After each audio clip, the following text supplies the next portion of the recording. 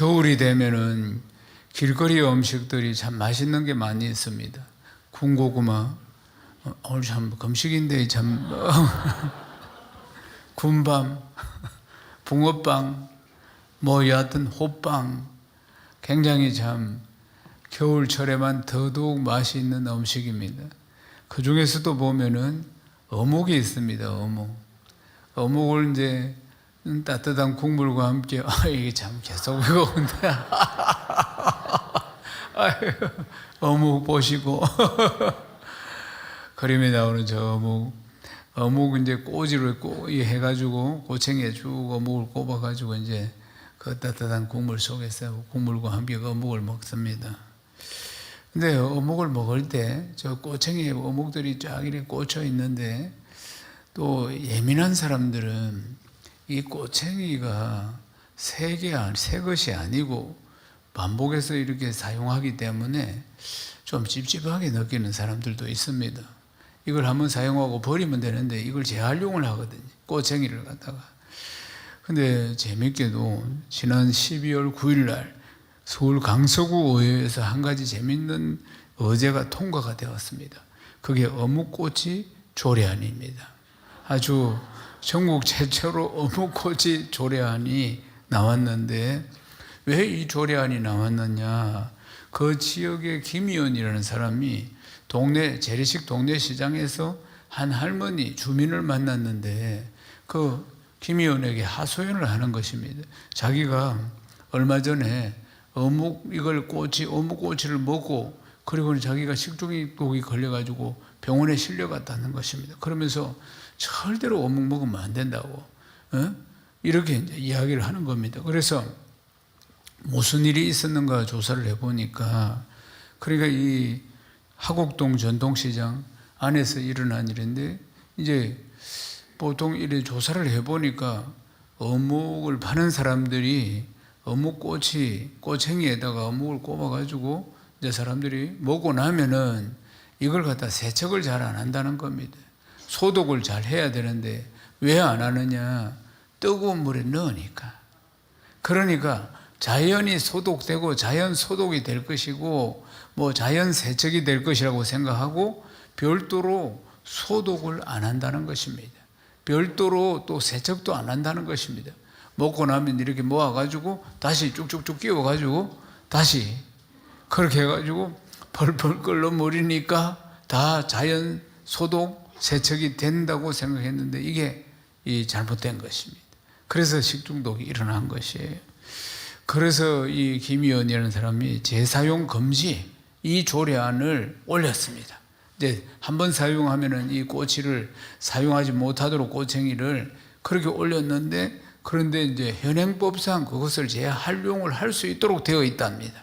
세척 살균 해가지고 다시 사용할 수 있다고 되어 있기 때문에 그래서 이제 완화된 조치가 발표가 됐다는 겁니다. 세척을 잘하고 살균을 잘해서 사용해야 된다. 이런 이제 조치가 내려온 것이죠. 사랑하는 여러분, 그러니까 요즘은 보면은 또 온라인 중고 물건들이 거래가 또 잘 되기도 합니다만은 이전에는 사람들이 중고를 좋아 안 했습니다. 남이 쓰다만 신발 뭐 이런 거, 뭐 옷도 역시 마찬가지지만 지금은 세상이 좀 이제 개념이 좀 바뀌어 가지고 중고도 이제 활발하게 뭐 이렇게 필요하면은 거래를 하고 있는 모습들을 보게 됩니다. 사랑하는 여러분, 뚝딱해서 하룻밤 만에 오늘 새해가 됐습니다. 시간선상에 보면 달라진 게 하나도 없지만은 그래도 새해가 되었기 때문에 새 마음을 품는 것입니다. 새해가 되었기 때문에 새로운 결단을 하는 것입니다. 아멘이십니까? 그렇죠? 새로운 목표도 세우시고 새로운 결단도 하고 새해니까 뭔가 새로워지고자 하는 시도를 한다는 것입니다. 그런데 어떻습니까? 새로운 시도가 얼마 가지 못합니다. 실제로 보면은 새롭게 새해라고 해서 새로운 결단을 하고 새로운 목표를 세우고 그것을 추진하지만은 실제로는 얼마 가지 못하는 것입니다. 왜 얼마 가지 못할까요? 그것은 내가 새로워지지 않았기 때문입니다. 내가 새로워지지 않았기 때문에 그것을 끝까지 추진할 수가 없다는 것입니다. 새해지만은 달력은 새 것을 걸었지만은 내가 새 사람이 된 것이 아니라 그 말입니다. 사랑하는 여러분, 고린도후서 5장 17절 말씀을 읽어보겠습니다. 그런즉 누구든지 그리스도 안에 있으면 새로운 피조물이라 이전 것은 지나갔으니 보라 새 것이 되었도다. 아멘입니까? 사랑하는 여러분, 새로운 피조물입니다. 아멘이십니까? 이전 것은 다 지나갔습니다. 새로운 피조물이 된 것입니다. 우리가 새로워졌다는 진정한 의미를 잘 깨달아야 하는 것입니다.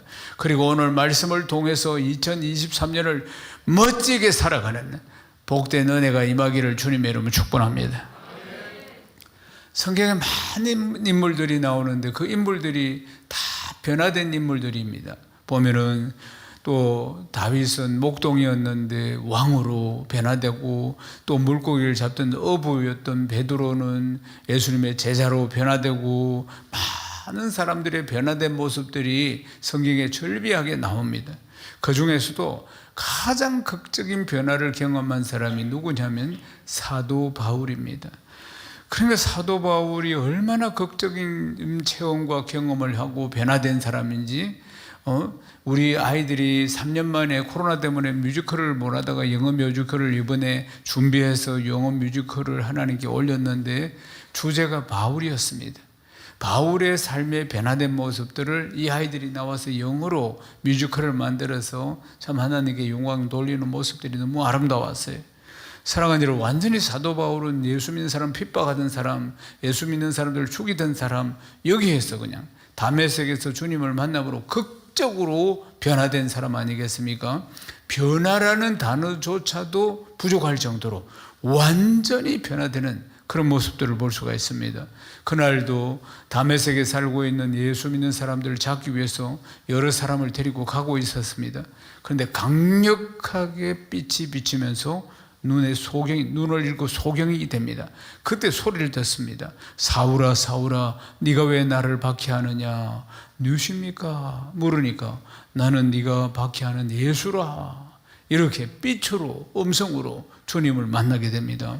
그리고는 소경이 되어서 내 사람들의 손에 잡혀서 다메섹으로 가서, 그리고 사흘 동안 보지도 못했습니다. 그러다가 이제 아나니아라는 제자가 안수하고 축복하니까 눈이 열리게 되고, 그리고 3일 동안 눈을 감고 있으면서 구약에 예언된 말씀에 나오는 메시아 예수가 바로 우리가 얼마 전에 십자가에 단 예수라는 사실에 대해서 알게 됩니다. 그리고 믿게 됩니다. 그때부터 사도 바울은 완전히 변화되어서 복음을 전하는 사도가 된 것 아니겠습니까? 생명 걸고 복음을 전하는 사람이 되었습니다. 사도행전 9장 15절 말씀 읽겠습니다. 주께서 이르시되 가라, 이 사람은 내 이름을 이방인과 임금들과 이스라엘 자손들에게 전하기 위하여 택한 나의 그릇이라. 이방인의 사도로 부름을 받았다는 거 아니겠습니까? 이방인과 임금들과 이스라엘 자손들을 위해서 복음을 전하기 위해서 내가 택한 그릇이라고 말씀하는 것입니다. 바울은 회심한 이후에 얼마나 탁월한 복음 전도자의 삶을 살았는지 모릅니다. 1차 선교, 2차 선교, 3차 선교, 목숨 걸고 복음을 전하는 하나님 앞에 택함받은 사도의 삶을 살아왔습니다. 그런데 통상적으로 사도라 이렇게 부름을 받을 때는 예수님의 직계제자 12명을 말하는 것입니다. 그래서 이제 예수님의 직계제자 중에 마지막에 가룟 유다가 배신을 함으로, 그래서 이제 한 명 더 사도를 뽑고자 했던 것입니다. 그래서 어떻게 뽑았느냐? 사도행전 1장 21절에서 22절을 읽어보겠습니다. 이러함으로 요한의 세례로부터 우리 가운데서 올려져 가신 날까지 주 예수께서 우리 가운데 출입하실 때 항상 우리와 함께 다니던 사람 중에 하나를 세워 우리와 더불어 예수께서 부활하심을 증언할 사람이 되게 하여야 하리라 하거늘. 아멘. 자격이 어떻느냐? 예수님이 세례 요한으로부터 세례를 받으시면서, 물세례를 받으시면서 공생애를 시작하셔서 그 다음에 십자가를 지시고 죽으시고 부활하시고 성천하실 때까지 함께 있었던 자들, 그 중에서 택한 분, 그 중에서 사도를 뽑기로 한 것입니다. 왜요? 이 사도가 예수 그리스도의 부활하심을 목격한 자가 되어야 하고 그 부활하심을 증거해야 되기 때문에 그랬던 것입니다. 그래서 두 명의 후보가 나옵니다. 한 사람은 요셉이고 한 사람은 마띠아라는 사람입니다. 그런데 이제 제비를 뽑으니까 마띠아가 뽑혔어. 그래서 12번째 사도가 된 것입니다. 사랑하는 여러분, 사도 바울은 보십시오. 사도 바울은 이런 선택을 받은 과정이 없었습니다. 사도는 이런 사도가 되기 위해서는 이런 조건이 맞아야 되는데 사도 바울은 그런 조건이 없었어요. 그러니까 뭐 후보로 추천을 받은 것도 아니고 투표를 받은 것도 아니고 전혀 없었습니다. 다메섹에서 주님이 부르시고 그를 사도로 부르신 것이 주님이께서 직접 주님이 부르신 것입니다. 그러니까 사도 바울의 사도성에 대해서 초대교회 때 많은 공격이 있었다는 것입니다. 안티들이 공격을 한 것이죠. 초대교회가 세워졌지만은 아직 여러 가지 허술한 부분들이 많이 있었고 교회 안에는 유대인들 율법주의자들이 극성을 부렸습니다.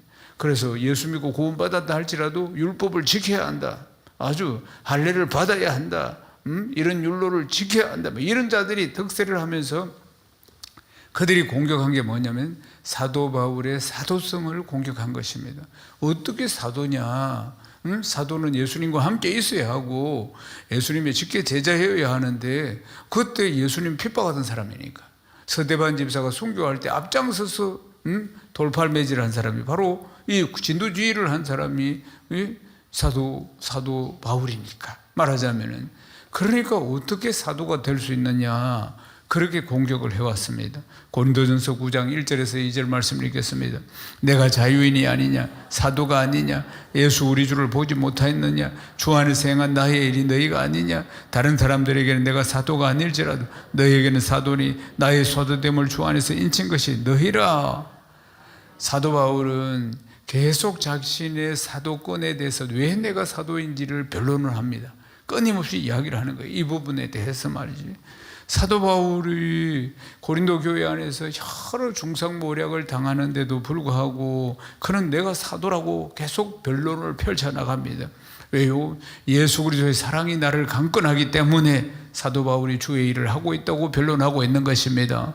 사랑하는 여러분, 오늘도 우리가 주일날 이렇게 하나님 앞에 나와서 예배를 드린 것도 하나님의 사랑이 우리를 강권하기 때문인 것입니다. 아멘이십니까? 사도 바울은 주께서 나를 부르셨고 주의 사랑이 나를 강권하기 때문이라고 변론을 하는 것입니다. 사랑하는 여러분, 여기서 참 중요한 개념이 하나 있는데 그게 뭐냐면은 우리가 예수 그리스도로 말미암아 다시 살아났다는 것입니다. 죽은 자였던 우리가 죄로 말미암아 죽은 자였던 우리가 예수 그리스도로 말미암아 다시 살았다는 것입니다. 우리가 예수 그리스도의 복음을 위해서 살아가는 이유로 다 이것 때문인 줄로 믿습니다. 불의 전차라는 소설과 영화가 있습니다. 이것은 사실을 근거로 해서 만든 영화요 소설인데 불의 전차가 참 보면은 굉장히 감동적입니다. 이 이야기는 1924년도 파리 올림픽을 배경으로 해서 만든 소설이자 또 영화인 것입니다. 올림픽 100m에 이제 육상 경기에 두 젊은이가 출전을 하게 됩니다. 한 사람은 에리 브람스라는 사람이고 한 사람은 엘릭 리들이라는 사람입니다. 근데 에리 브람스라는 사람은 정말 아주 성공을 향한 이런 어떤 열망들이 가득 찬 사람이고 굉장히 신념이 투철한 유대인입니다. 또 엘릭 리들은 굉장히 온유하고 그리고 또 원칙적이고 그리고 신실한 기독교인인데 스코틀랜드 사람입니다. 이 두 젊은이가 올림픽 100m에 출전을 하게 되는데 이 두 사람의 인생의 여정들을 다루고 있는 소설이고 영화인 것입니다. 그래서 에릭 브람스와 그리고 또 에이 브람스와 이제 엘릭이 100m에 이제 나가게 되는데 엘릭이 이제 이 예선전이 주일에 열리게 된 겁니다. 그러니까 신실한 크리스찬인 엘릭이 주일날 출전을 포기합니다. 출전을 포기해요. 출전을 포기하는 바람에 난리가 났습니다. 난리가 난 거예요. 온갖 비난과 오해가 있고 그러니까 올림픽에 내보냈는데 주일날 경기가 있다고 안 나갔다 이 말입니다. 그러니까 얼마나 많은 비난을 받았겠습니까? 그러나 엘릭은 자기의 신앙을 지킵니다. 주일날 시합에 나가지 않습니다. 예선전인데. 그런데 하나님 앞에 기도를 합니다. 하나님 영광을 가리지 않게 해달라. 그렇게 기도를 하니까 원래 400m 선수가 아니고 100m 선수입니다. 400m에 뭐 출전하는 경력이 없습니다. 그런데 400m에 우연히 나가게 된 거예요. 그 주전 선수가 문제가 생겨가지고. 그래서 400m에 나갔는데 400m에서 100m와 400m는 뛰는 게 다릅니다. 그런데 400m에서 기적같이 금메달을 받게 된 것입니다. 할렐루야. 예. 그래서 400m에 출전해가지고 금메달을 목에 걸고 하나님께 영광을 돌리게 됐습니다. 에릭 브람스는 그러니까 엘릭이라는 훨씬 뛰어난 선수가 그러니까 출전을 포기했기 때문에 자기가 이제 100m에서 금메달을 받습니다. 근데 에릭 브람스는 보면은 그렇게 열망하는 성공에 집착해 있고 아주 욕망이 강한 이 청년이 원하던 금메달을 받았는데도 불구하고 이상하게 마음이 허탈합니다. 마음이 채워지지 않습니다. 간절히 바라는 것이 구해졌는데도 불구하고 이 마음이 너무나 허전한 거예요. 채워지지 않는 것입니다. 한편으로는 엘릭은 자기가 올림픽에 나가서 달리기를 하는 목적이 이런 금메달을 받고 이런 것보다도 하나님께 영광을 돌리기 위함인 것입니다. 이 목적이 다른 것입니다. 목적이.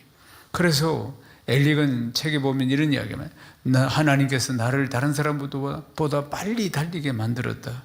나는 달릴 때 하나님의 임재와 하나님의 기쁨을 느낀다. 이렇게 말하는 것입니다. 그리고 엘릭이 올림픽의 영웅이죠. 400m의 금메달을 받았으니까. 그러니까 한편으로는 원망을 받다가 400m의 금메달을 받음으로 해서 영웅이 된 것입니다. 영웅이 되었는데, 그런데 그 참 엘릭 그 큰 한호 소리를 뒤로 한 채 그가 중국 선교사로 갔다는 겁니다. 그리고 중국 선교사로 가서 1945년에는 일본의 감옥에 들어가서 병이 찾아와서 그리고는 이 세상을 떠나게 됩니다. 마지막까지 하나님의 영광을 위해 산 사람 아니겠습니까? 엘릭이 400m 금메달 이제 따기 위해서 경기를 딱 앞두고 있을 때 어떤 코치가 이런 쪽지를 적어서 성경 말씀을 줬습니다. 사무엘상 2장 30절 하반절에 있는 말씀입니다. 나를 존중히 여기는 자를 내가 존중히 여기리라, 이 말씀이었습니다. 사무엘상 2장 30절 말씀 우리 같이 한번 읽어보십시다. 그러므로 이스라엘 하나님 나 여호와가 말하노라, 내가 전에 내 집과 내 조상의 집이 네 앞에 영원히 행하리라 하였으나 이제 나 여호와가 말하노니 결단코 그렇게 하지 아니하리라.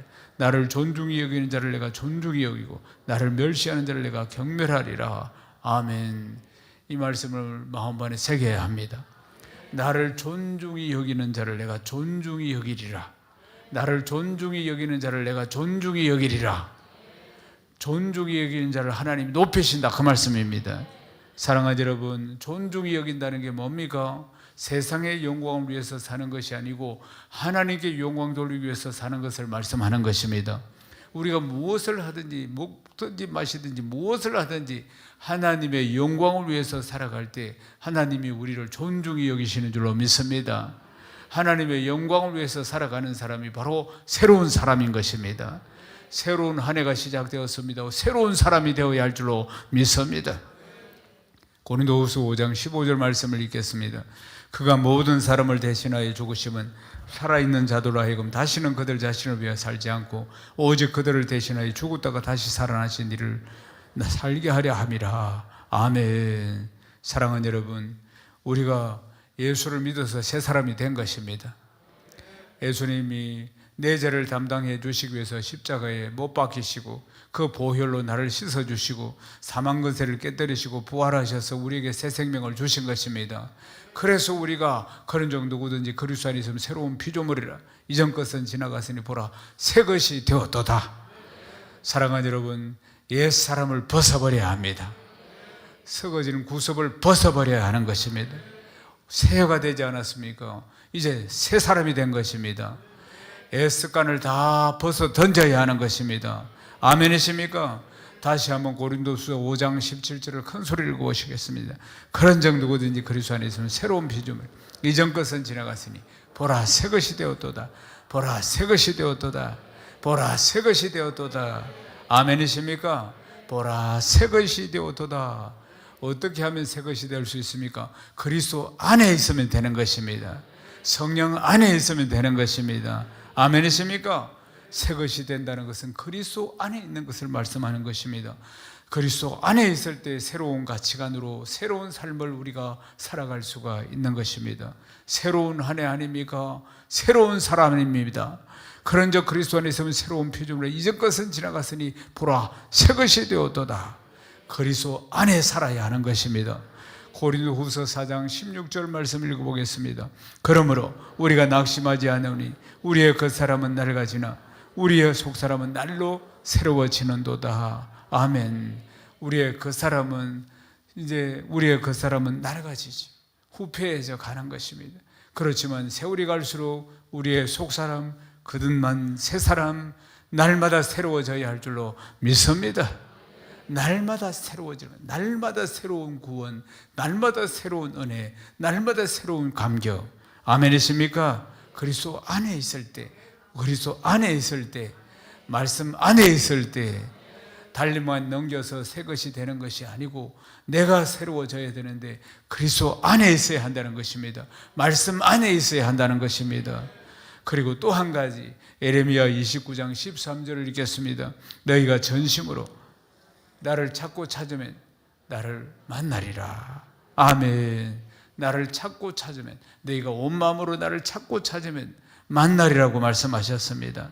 사랑하는 여러분, 찾고 찾아야 합니다.